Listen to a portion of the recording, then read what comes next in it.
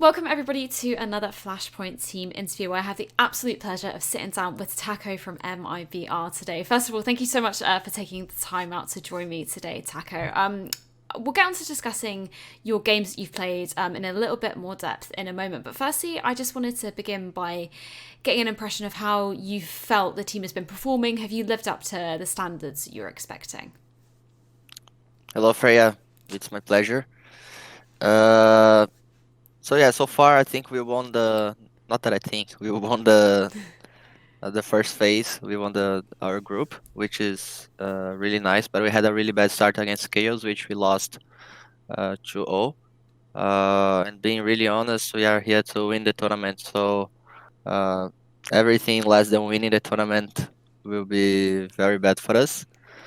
So yeah, I'm okay because we won the first group. We won the first match as well of the phase two, uh, against Orgless. So far so good. Yeah, I think But it's let's been see.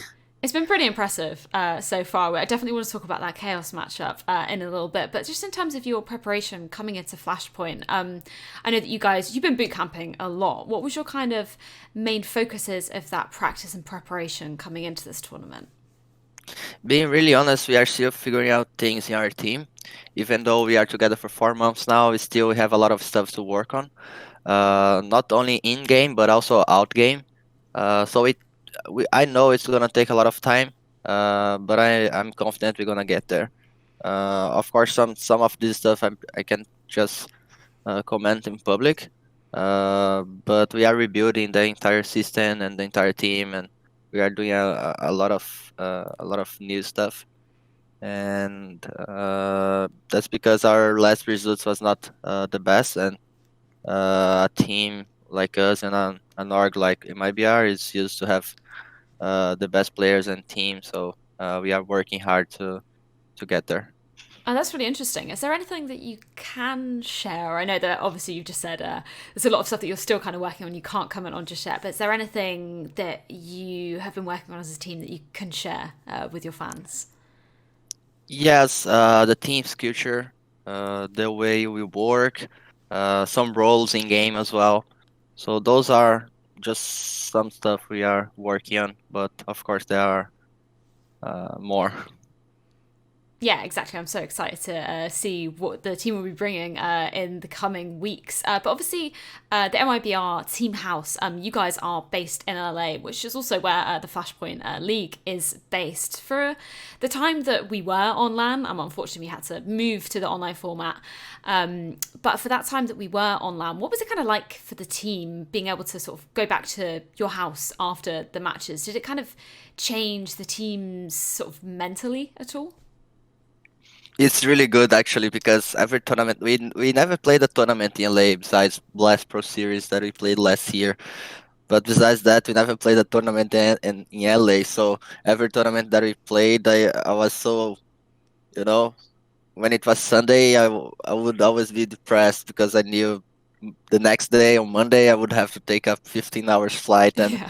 get to LAX and then get a shuttle to the place that you can get a ride and then 1 hour drive to home, and so yeah, it feels so great to be playing a tournament in Los Angeles because it's literally 40 minutes away from our gaming house, and it feels really great that we can finish the game, go back home like as quick as possible, watch the games and discuss as a team and improve. And the next day, you are ready to practice and work on the things you you did wrong in the last game. So it feels amazing, and personally, I really like LA. I love LA. I think it's a great city, and the weather's great. Everything here is great, and I've been here for 5 years, so I can talk. I can talk much. Uh, but yeah, it's a great feeling. Something else that sort of has been a big headline for the team at the moment, obviously Zeus stepping down from the role as coach. I know that you shared a little bit on the group selection show, but what was kind of the decision behind this, if you can share that, and why did the team decide to remove Zeus from that role? To be really honest, this part, I just leave with our management because I'm in MIBR. I'm here just to play and do my best on the server. I don't really kick players or I don't really kick anyone from the team. Of course, it's a team's decision, and we were all consulted, but in the end, it's MIBR's decision, and I just respect and I do whatever they want. They are my bosses, and uh, that's how it works. So Yeah. yes, it's sad because he's a great friend of mine. I have been working with him since the beginning of my career. I never had another coach besides him. I played when I played in Games Academy, Zeus was the coach. Luminosity, Zeus was the coach. SK Gaming, Zeus was the coach. Liquid, Zeus was the coach. And then MyBR, Zeus was the coach. So, of course, it's a big loss for me personally, but it is what it is. And I'm here to respect my organization and teammates and everyone's decision because we are all professionals and that's the way it is. Yeah, 100%. I totally value that. And as you said, it must have been quite an emotional departure, especially because you guys have been working together on so many teams, as you listed there. But obviously now Zed has come in to replace him in that role of coach. I know it's been a very, very short period of time, but what has the process been like so far? Uh, I think I think Ricardo that he's great dealing with people, and he knows our team and personalities more than anyone. So I think it helps a lot. Also, he's a person that everyone respects a lot, especially my teammates. So it's easy to work with someone that you respect a lot.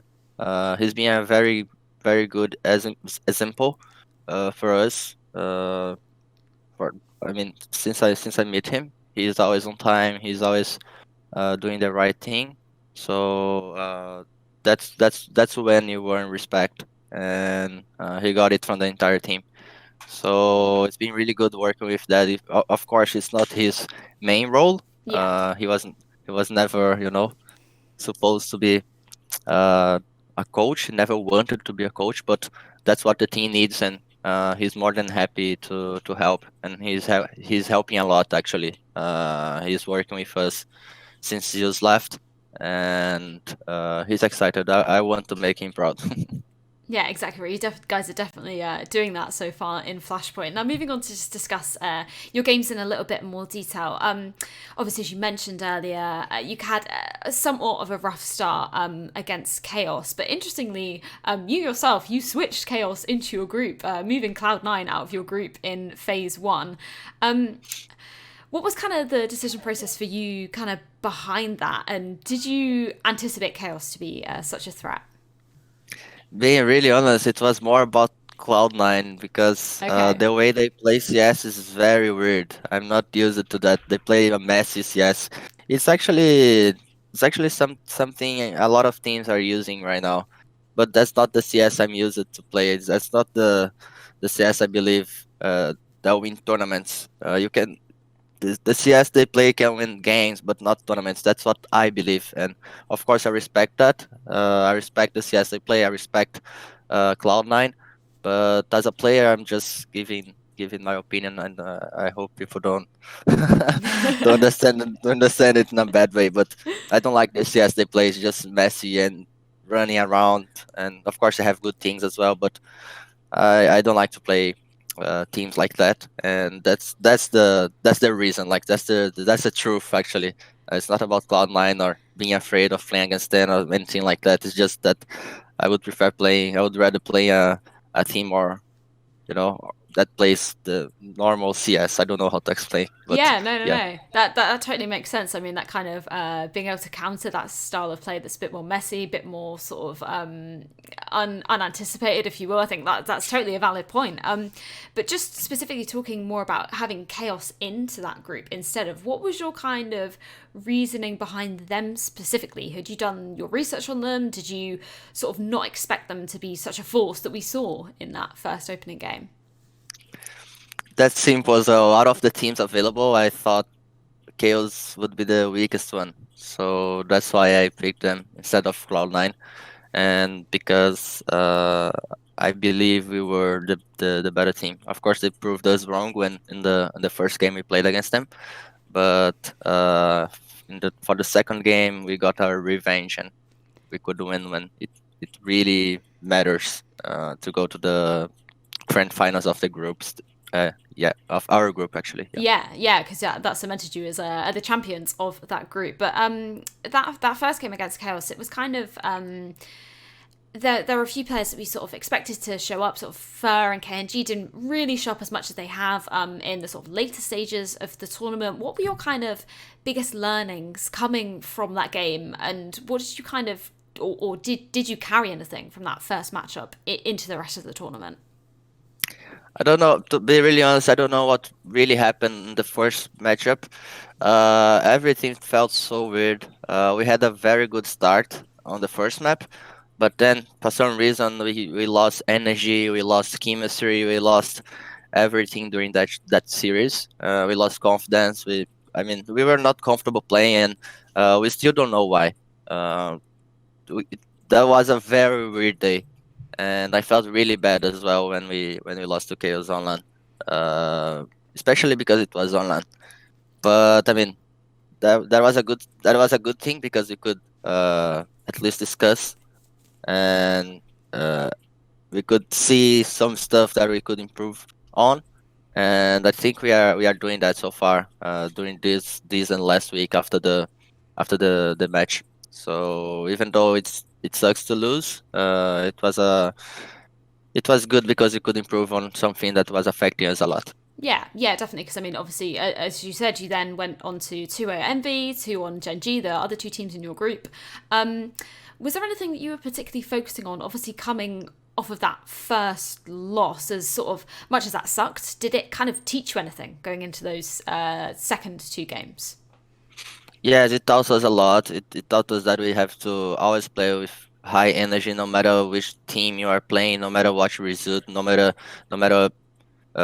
from how much you are winning the game or losing the game. You have to keep positive and a good chemistry, a good energy. So uh, I think it was the biggest thing uh, from the loss to chaos. It taught us a lot, but it also made us talk openly in the team, which helps.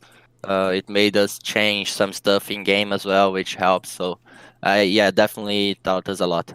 Yeah, and I mean, there was a lot going on for you at that time period as well, because obviously Zeus leaving the team, sort of stuff to be getting used to, definitely for the rest of the team. But as you also mentioned, obviously you went on to claim your revenge as you took down Chaos in your final game of that group. Were there any other main differences that you saw coming from the Chaos side, or was there anything that you were able to anticipate in their playstyle? Obviously, having that first loss against them to change and come into that best of three and win it. Yeah, the first thing we changed was the map vitals. We didn't want to play nuke against them again, even though I believe we should have won the first nuke we played against them, but it's just too risky when we are clearly the favoritism in the match. So I think a map like Nuke is not the right map for us to play a team that we feel that we are better or not the underdogs or a team that we are supposed to win, because it's a map we are still working on. We played only a few times on tournaments, and even though we feel very comfortable on the map, we still need some confidence and also experience in tournaments, because in tournament matches, because it's different when you play on practice and tournaments. So the first thing we changed was the map vitals, and we could pick our best map, which is overpass nowadays, uh, which is a bad map for them, because at the time we decided to go with train, which is our best map actually, not overpass. Overpass the second, and then it didn't pay off because it was a good map for them as well. Yeah. So for this time we decided to go with a weak map for them, which is overpass, and a very good map for us, and it paid off. We could win that map kind of easily. And And for the second map, they picked Inferno, which is a map everyone has been picking against us. And I think the main change was the map vitals. So coming into phase two, your group is now an almost entirely new mix of teams. Obviously, you've still got Gen.G in there, but you've got Dig and Orgless as well. But the matches have already begun. But what did you kind of make of this group overall coming into it? To be or to be really honest, our focus was to win the first match because then we would be qualified for the playoffs. Now we're gonna use the rest of phase two, to test some new stuff like I told you before. Test some stuff that we are trying to improve on and we are trying to change. Since we are already qualified for the playoffs, of course we want to get the better seat, so we are not here to we are here to win and we're gonna do our best to win against Gen.G, but it's also important to use this time to test new stuff and to try new stuff, to try new maps, to try to maybe gain confidence in maps that we are not that confident. So uh, for phase two, that's our focus. We're gonna try new stuff, and since we are really, thank God, we are already qualified for the playoffs. We're gonna try new stuff, and we're gonna try stuff that we were discussing the last few weeks. Well, that's very exciting to hear. I'm sure that a lot of the fans are going to be really excited to see what kind of new stuff you can bring into it. But obviously, talking about that match against Orgless, the first matchup of phase two, which cemented you, as you said, your spot in the playoffs. You mentioned earlier that Inferno is a map that sort of people like picking against you because they're not really sure how you're going to perform on it. And obviously, Orgless, you did play against them on Inferno, and it was a very, very close matchup. Did they kind of throw any surprises your way? Although you did win the map, were there any surprises that Orgless kind of threw your way? Well, Inferno is a map that we practice really well, but then when it comes to tournaments, for some reason we just can't perform. I don't know why, but it's weird. But that's actually something to work on because and that's actually something we're gonna use for the rest of phase two. Because like I told you as well, when you play practice and tournament, it's different. So we're gonna try to play Inferno more times in tournaments because we Okay. believe we can be good in this map. And against Orgless, we were expecting everything they were doing. We just had some rounds that we threw away the 2 versus 1. We also lost a round that we were stacking the right bomb site, and we all took 1v1 duels instead of playing as a team. So I think it was more us playing bad than Orglaze playing very well in that map specifically. Of course, Orglaze is a team that has been surprising everyone in the tournament, and they have good players, they have good individual skills, and they almost won that Inferno. But in the end, I believe we were the better team.